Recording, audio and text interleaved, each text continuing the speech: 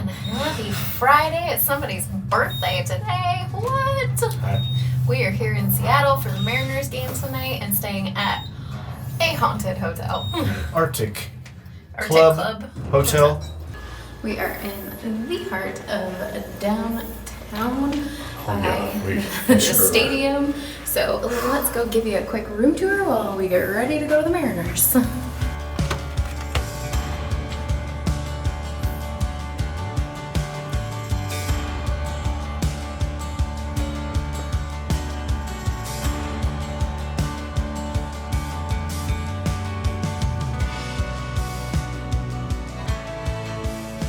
All right, time to get ready for the Mariner game. We are going to head off to the Mariners game. Go Mariners. Go Mariners. We need to win.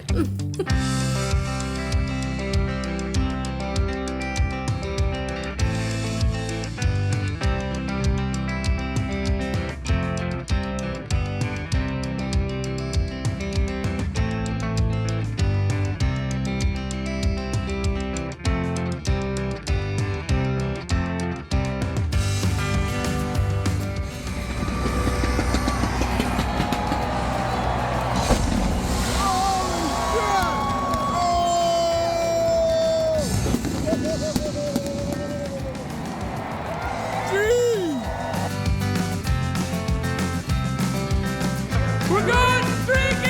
Yeah!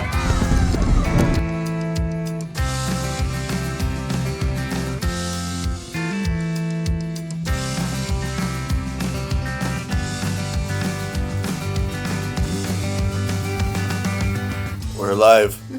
Barely. We don't have a voice. No. Oh, amazing Mariner game last night. Holy cow. And they won. Yay! Freaking grand slam. They won 8-0. We're getting packed up and about ready to hit the road. Going up in the mountains. What are we doing today? We're going to find some ghost towns of Washington. Ooh, spooky time. Yeah, we got like 3 or 4 ghost towns to check out, investigate, learn the history. Yeah. All right. Join us. Let's go. Show you.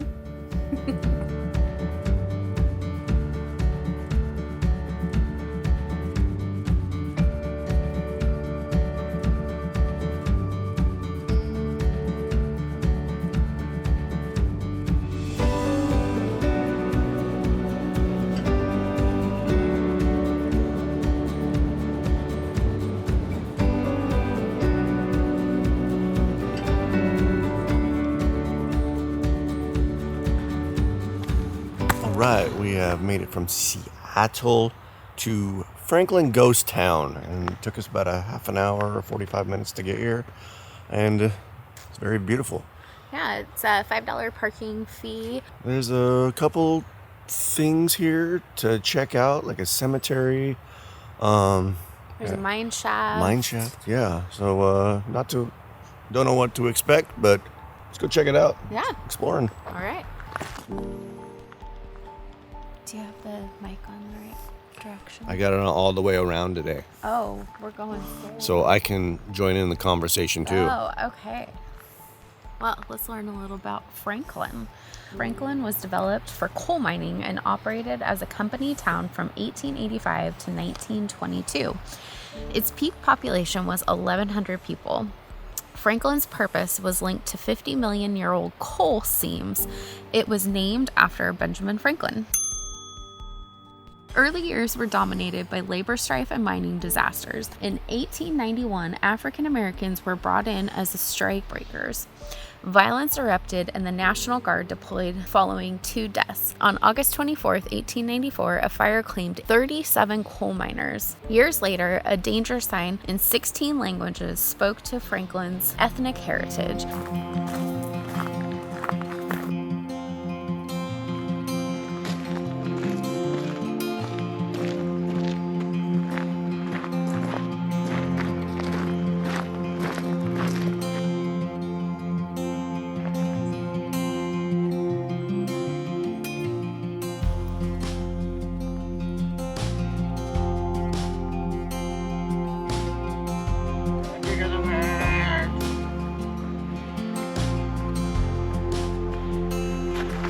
watch out for the mob right here. Oh, okay. Yeah.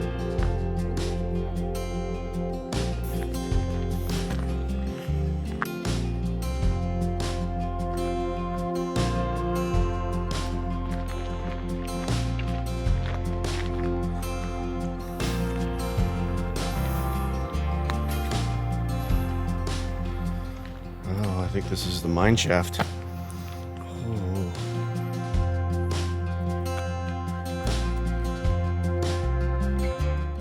By 18 feet. How much deep? 1,300 feet. Holy. That's awesome. All right, right past the mine, trail gets a lot tighter. Let's see if she can do it with her brand new hiking boots. Woo! Nice. New Solomons. Yep. Look at the tread on those suckers. Yep. Yeah. Yep. Thank you, REI. REI and Bend. Yes. Highly recommend. Concrete pad of something. And another concrete pad.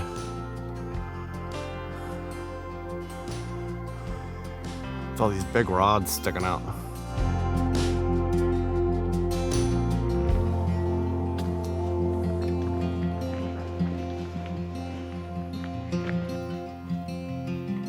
All right, now we have stumbled upon the Franklin coal mine trestle. Oh my God.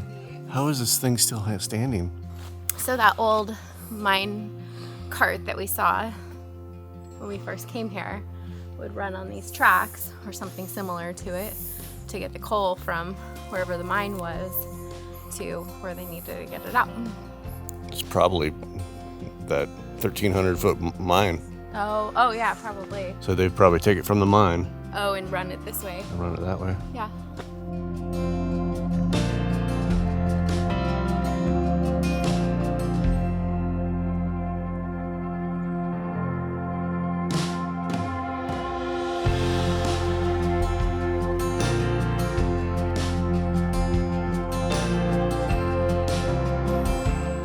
Found one.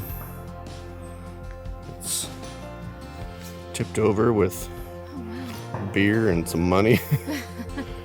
Check this out. There's another one. Look at that. It's like in the tree. Oh, here's some more. Wow. Oh, there's like a little gate right there. Little fence enclosure. There's another one.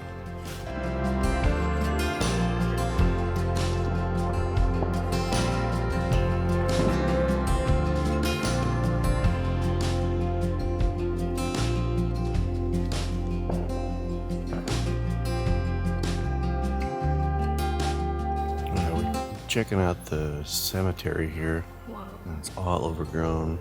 Yeah, you can only Massive. really see a few gravestones here and there throughout the blackberry bushes. Yep.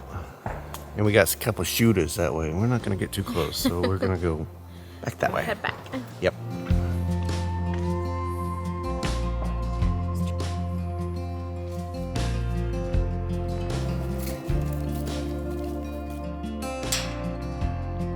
It's probably still falling.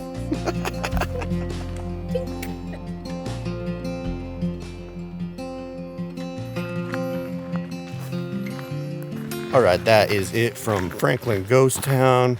Pretty Pretty cool. Yeah. I love that the state park helped like restore and preserve these towns like this because it's part of our history here in the Pacific Northwest. And while our history isn't as old as like the East Coast, and certainly not as old as Europe, it's still a really neat piece of who we are on the West Coast. That was very thoughtful. I know, right? Well done. Thanks. All right, All right, on to that's the it next. for me for today. All right, on to Melmont Ghost Town. Stay tuned. Salud.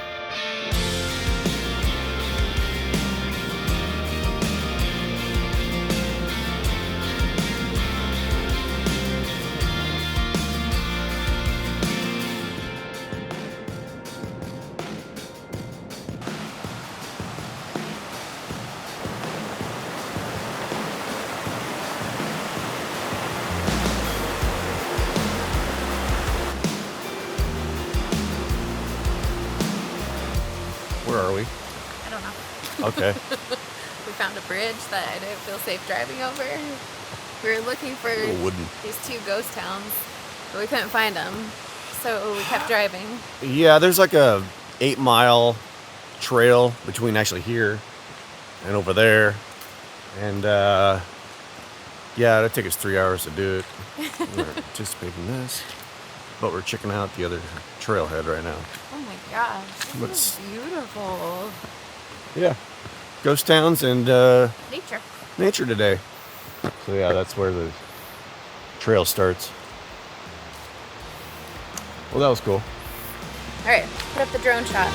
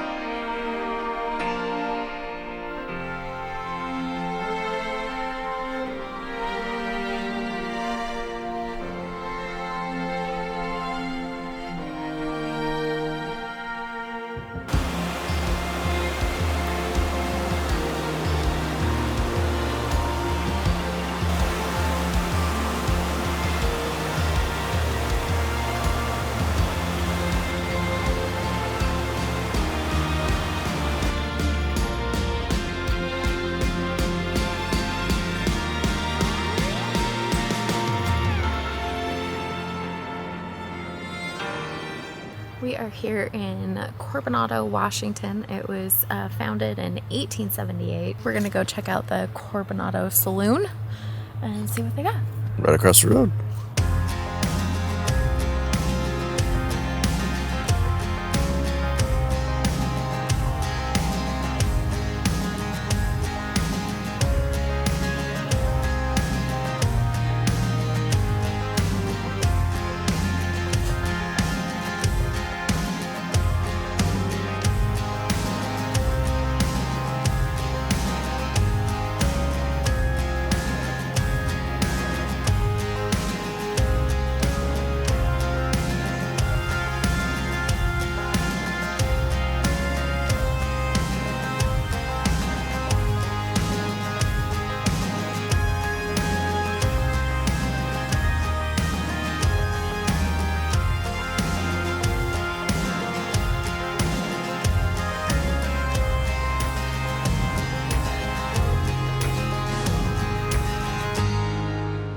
Is the site of Carbon Hill Coal Company store, and the building that is left behind is actually the bank vault that used to be in the company store. So the company store was actually a brick building and they took it down some time ago, and so they had people come and collect the bricks from it, but they were unable to take down the bank vault because it's actually made out of big river rock and stone, so it's harder to take apart than the bricks were. We were in the Carbonado saloon, and so I asked our server what the building was over here, and so she gave us a little history and showed us some pictures that were here of the old town, so we'll throw up some old pictures. Here you go. Carbonado is a town 50 miles southeast of Seattle, Washington, the last town before entering Mount Rainier National Park. The town also served as an important coal mining community in the late 19th and early 20th centuries, when the town operated the largest coal mine in Pierce County. Carbonado was one of several in the Carbon River Valley to be settled during an economic boom in the region. The boom was brought on by the demand for raw material in nearby growing cities such as Seattle and Tacoma. More than 100 miners died in mining accidents in and around Carbonado, including 31 who were killed in an explosion in Carbon Hill Coal Company's mine number 7 on December 9, 1899. During the time of the initial boom in the valley, Carbonado grew to rival the size of Tacoma, Washington. The railroad Railroad, which was integral to the transportation of people, supplies, and exported materials, extended all the way up the valley, servicing the towns and several homesteads.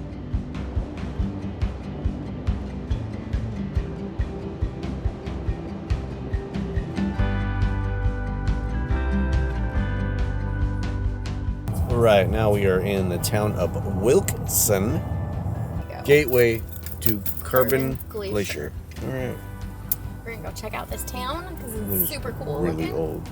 And old.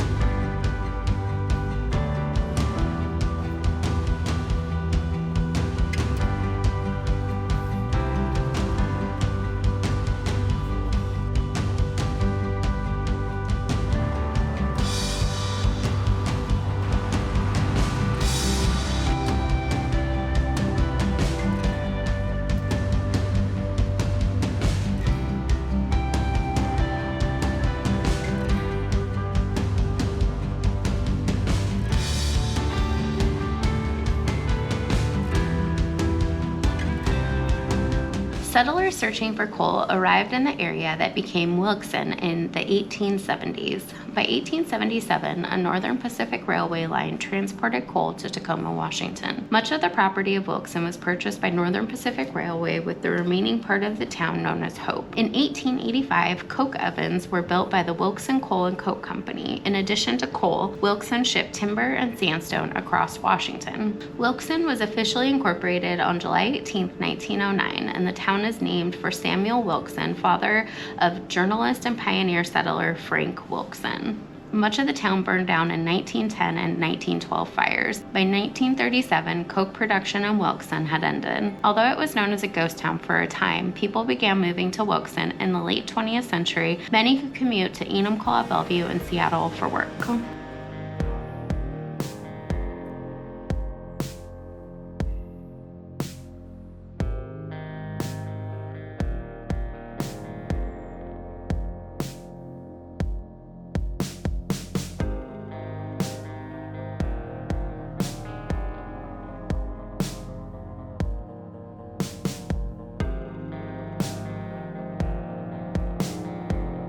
All right, we've left Wilkeson, and now we're heading to our final destination down by Chehalis, Washington, and we'll meet back up with you then.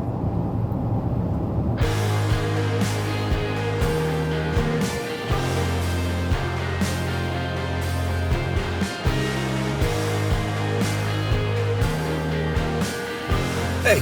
Claquato. Yeah. That is where we're at. On the side of the road. Anybody knows where we're at? Leave a comment below.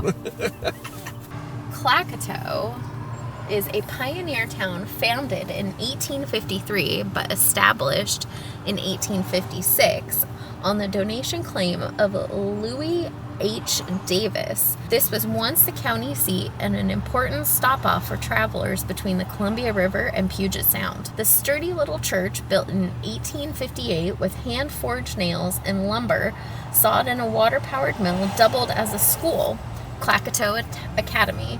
It's the oldest remaining Protestant church in the Pacific Northwest that is still standing on its original location and in its original structural form. Built in 1858, it was the third church erected in the vast area of the Columbia River. The history of the Claquato Church parallels that of the village, which derived its name from the Indian word Claquato, meaning higher ground or hill. In the 1870s, when the railroad bypassed Claquato, most of the town moved 3 miles east to Chehalis, Washington.